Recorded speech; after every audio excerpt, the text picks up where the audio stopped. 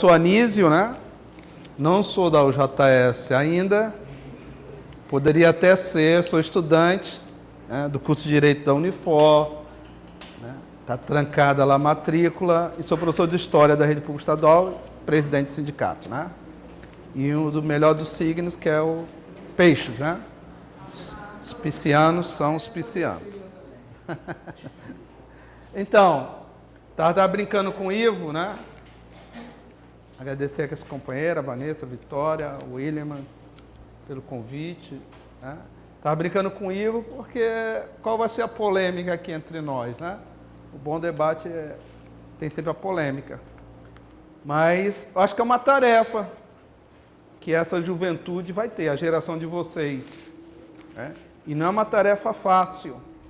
Né? O tema é educação em tempos de golpes. Golpes no plural mesmo, né? Que é um atrás do outro. Né?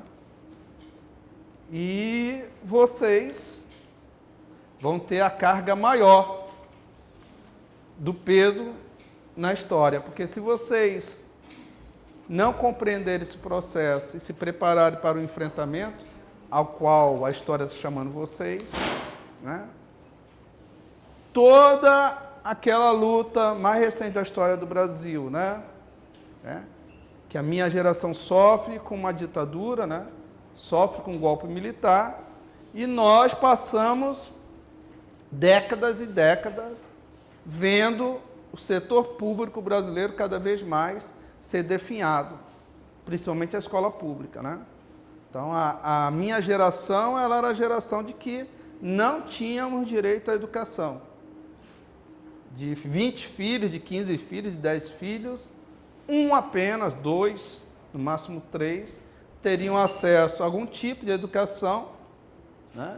E um apenas poderia avançar dentro da sociedade capitalista, né? Tendo algum tipo de profissão que lhe desse as mínimas condições. E uma dessas profissões, né, era de professor. Né? Só ia ser professor no Brasil quem não tinha perspectiva de nada. E geralmente os filhos dos trabalhadores, os mais miseráveis, quando chegavam à faculdade, disputar o vestibular, né? Se vocês não pegaram a época do vestibular, não sei se alguém ainda pegou. Inclusive na UES ainda tem vestibular, né? Nós temos que fazer um movimento para que a Universidade Estadual do Ceará faça adesão total ao Enem. Né? Acho que é uma luta, uma tarefa dos estudantes, né? Uma universidade estadual ia ter metade vestibular, metade Enem. O vestibular é um câncer. Né? Através do vestibular que você filtra quem entra, quem pode entrar. E só quem poderia entrar na universidade, né, nos bancos da universidade, é quem tinha algum tipo de recurso. Né? Era uma sociedade censitária, quer dizer, a sociedade que só tem direito àquele que tem dinheiro. Né? Tanto é que o nosso presidente, né, companheiro Lula, ex-presidente, né, foi presidente sem ter um curso superior. Então, Lula é o símbolo dessa luta da classe trabalhadora para ter acesso a um banco de faculdade. Apesar dele não ter, instituiu uma série de políticas públicas importantes a partir da luta da UNE, da UBS, né, dos estudantes, da UJS, né, que o Ivo é um deles, né, dentro das gerações de gerações, que tiveram tarefas como a de vocês. Mas da geração de vocês talvez seja mais difícil. Porque vocês nasceram dentro dessas políticas. E talvez vocês não percebam o que era antes. E esse Temer que está aí, ele quer realmente retomar toda essa história, né, em que a classe trabalhadora fica afastada da escola pública, da educação pública, né, do acesso ao ensino médio, do acesso à universidade.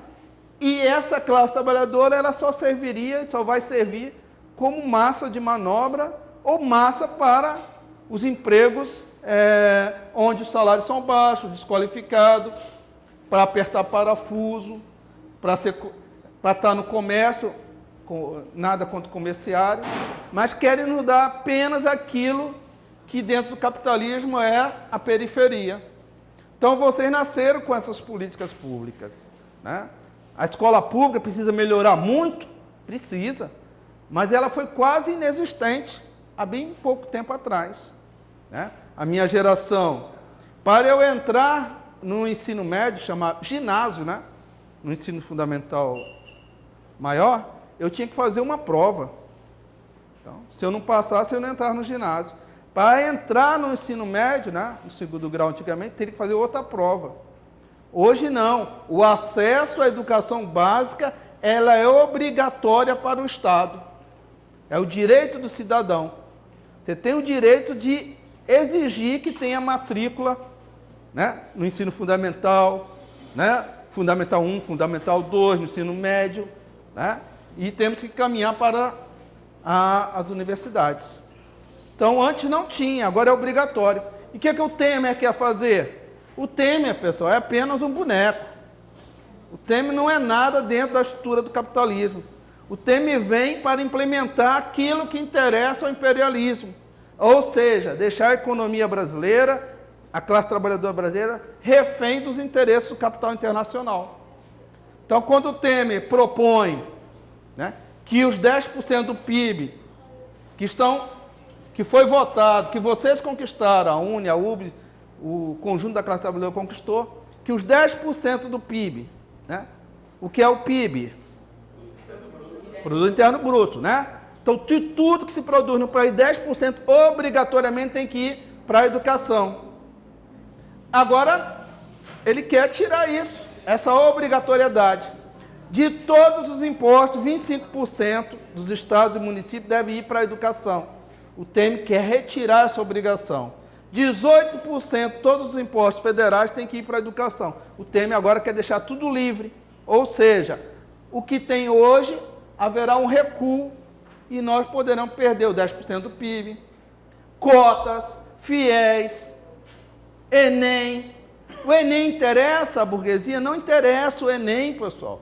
Porque não é o Enem por si só, porque o Enem trouxe uma nova filosofia. A partir do momento que entra a redação, entra questões subjetivas, abre um leque de possibilidades do aluno da escola pública fazer a disputa com o carinha do Farias Brito. Que o adolescente do Farias Brito, diferente da escola pública, ele tem um suplemento em casa. Além do suplemento vitamínico, né? O ruim é que eles tomam muito todinho e essas coisas assim, mas o suplemento dele é da família, que pode suplementar com professores particulares, ter uma estrutura alimentar bem melhor, né? Ele não é obrigado a ir para o mercado de trabalho, como nós fomos, né? Eu comecei no mercado de trabalho com 11 anos. Catei vidro, vendi picolé, né?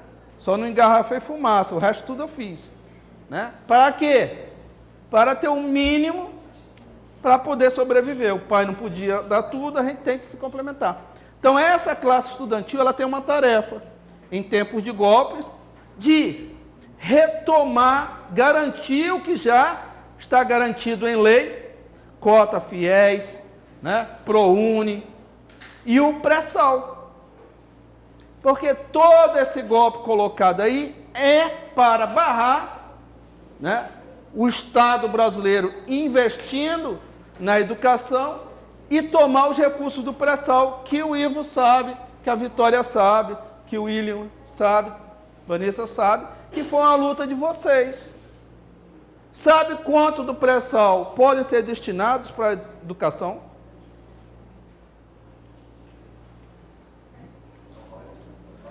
Qual era? Vamos lá para o Enem aqui, viu? Valendo um ponto. Antes do regime de partilha, né? Que é a nova forma de distribuição do petróleo, é no regime de partilha que o pré-sal é administrado. E só no regime de partilha que nós temos garantias. Antes do regime de partilha, como é que era explorado o petróleo no Brasil? Qual era o modelo de exploração do... Concessão, porque você foi à aula, né, passado, você está pescando bem, viu? Regime de concessão, onde o quê? As empresas estrangeiras explorariam o petróleo brasileiro e teriam controle total sobre o lucro. A partir do governo Lula, o que o Lula faz? Sabe-se que tem o pré-sal no Brasil, né? Tem petróleo abaixo da camada abissal, né? A mais de 7 mil metros abaixo do nível do mar. O que acontece? Sabendo que tem todo esse petróleo, o que o Lula faz? Junto com a nossa luta, né? E tem um pessoal que se chama esquerda que era contra.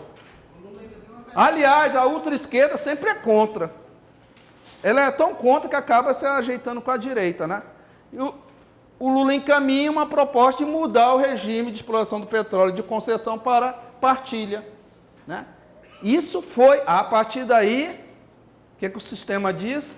Ah, o cara ali, ele não quer só ser presidente, não. O cara quer mudar a estrutura social, política, econômica, garantir distribuição de renda, de oportunidades, e ele agora vai pegar o dinheiro do maior recurso que o Brasil tem, que é do pré-sal, e vai destinar, né, através do regime partilha. Depois vem a Dilma, né, garante a lei dos royalties, que é a única UBS que nós fomos para as ruas e garantimos a lei dos royalties, né?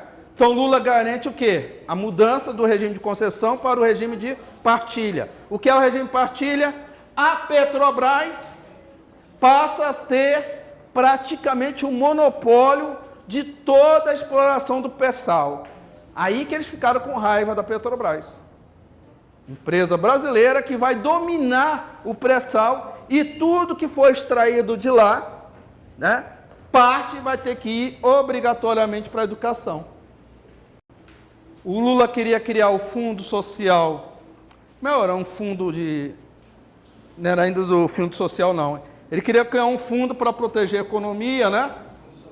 Fundo soberano, e agora, né, no governo a gente avança, discussão com o companheiro Inácio Arruda, nacionalmente e que o Fundo Social do Pré-Sal. Então, 50% de toda exploração do petróleo, da adesão, né, do contrato, de todos os contratos de pré-sal no Brasil, 50% tem que ir obrigatoriamente para a educação. Sabe quanto é 50%? Só do Fundo Social do Pré-sal, não vou falar do royalties agora não, só do Fundo Social do Pré-sal, a previsão, né? Previsão. Hoje nós temos, não sei nem como é que se tem ainda, hoje só do Fundo Social do Pré-sal tem 8 bilhões que está dentro do MEC e agora a Fazenda tomou conta, né? Mas só do Fundo Social do Pré-sal a previsão é mais de 50 bilhões por baixo, né? Esses 50 bilhões é de quem? Da educação. Na hora que é para ser aplicado, que seria agora 2016, 2017, né, vem o golpe. Então, o golpe não acontece no acaso, não. Né? Não é porque houve desvio de recurso numa empresa aqui, um outro acolá, não. Que desvio de recurso e caixa 2 sempre existiu no Brasil. A questão agora é que está havendo maior transparência. E todos os ilícitos têm que ser punidos. Mas não é por causa do desvio de dinheiro, não. Tu acha que deram o golpe na presidenta Dilma por causa da corrupção? Não foi. Tanto é que está aí. Quem deu o golpe estão envolvidos com mais corrupção do que todo mundo aí. Então, o golpe foi dado principalmente pela questão do pré-sal, que são o Fundo Social do Pré-sal, e complementou essa lei do Lula, no governo Dilma, fomos para as ruas, fizemos várias caminhadas, manifestações, foi não, Vanessa? Né? Vanessa ficou até queimadinha, ocupamos aeroportos, que a nossa ideia é 100% do royalties para a educação, não era o nosso lema? Fomos para a rua, garantimos o debate, garantimos a lei, chegaram lá, tiraram 25% para a saúde, né? Ficou 75% para a educação e 25% para a saúde. A lei 12.858, que é chamada Lei dos Royalties. Está dizendo, o Fundo Social do Pré-sal é o dinheiro do petróleo da assinatura do contrato. Né? 50% disso fica no Fundo Social, que é nosso. E os royalties é o lucro da exploração do petróleo, que são chamados royalties, 75% para a educação. A previsão em 10 anos, né, mais de 300 bilhões, né, e dos poços que estão hoje explorados. É de trilhões e trilhões, é dinheiro, pessoal, que a gente não conta. que levaria o Brasil e vai levar para ser uma das maiores potências do mundo. E esse dinheiro nós conquistamos o quê? Para a educação. Então nós, a geração de vocês, vai ter que lutar contra um golpe institucional, né, que quer retirar o direito de vocês continuarem avançando, que é o nosso direito, né, impossibilita a educação pública de evoluir, encaminha a chamada propostas absurdas de escola sem partido, né, de privatizar o ensino médio, de voltar ao vestibular. O vestibular era assim, um grupo de professores se reuniam, faziam uma prova e davam as dicas para um grupo seleto de alunos, que esses eram os sabidões, formavam as turmas dos mais inteligentes de aspas, e esses tinham praticamente toda a faculdade de medicina nas mãos dele, né? Médicos branquinhos, bonitinhos, lavadinhos, que mais à frente estão vendo que são os mais reacionários que nós temos hoje, né? Porque saíram de uma classe social que não tem interesse nenhum, que ao invés de você estar receitando o quê? O antibiótico, né? O médico oriente, né? A fazer a higiene, a cuidar, a fazer um chá.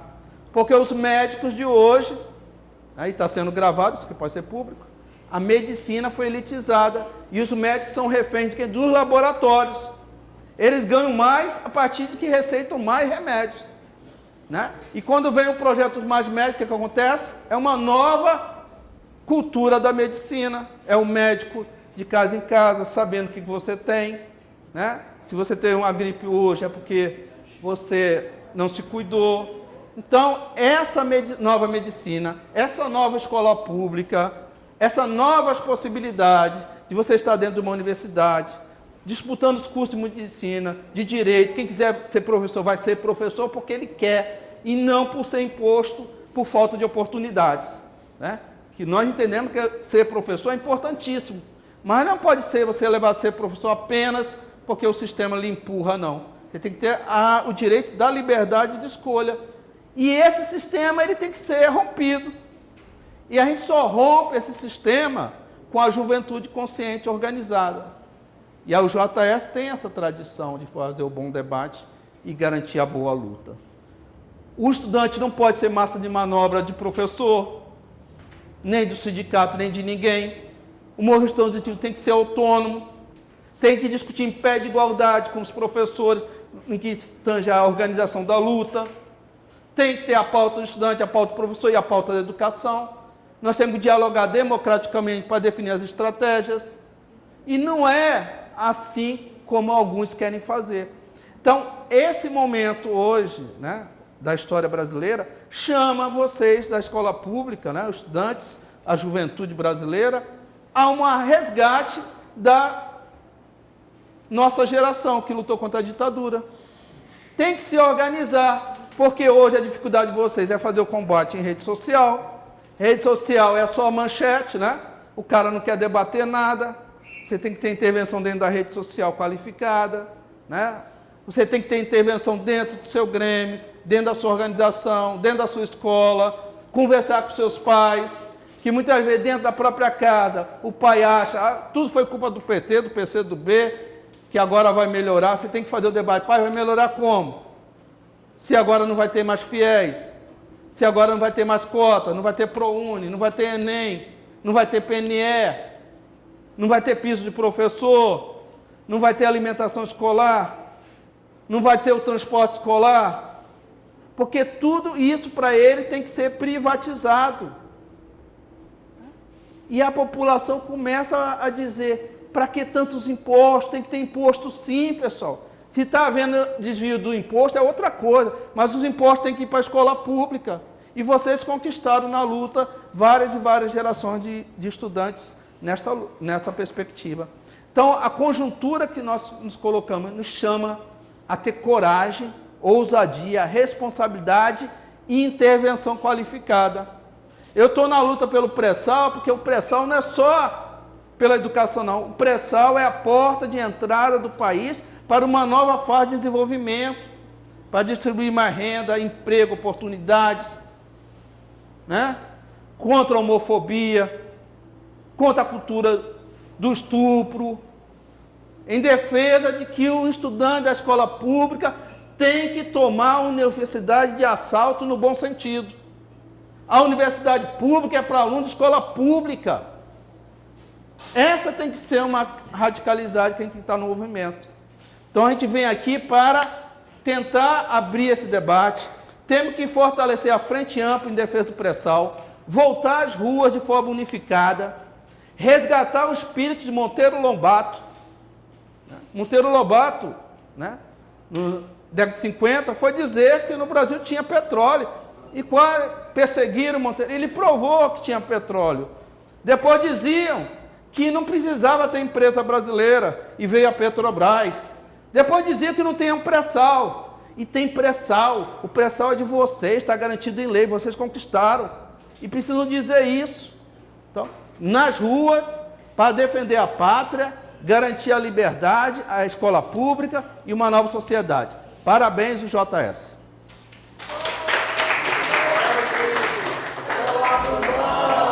Eu conquistei o pré-sal da educação, sou estudante. Não abro mão, eu conquistei o pré-sal para a educação, sou estudante.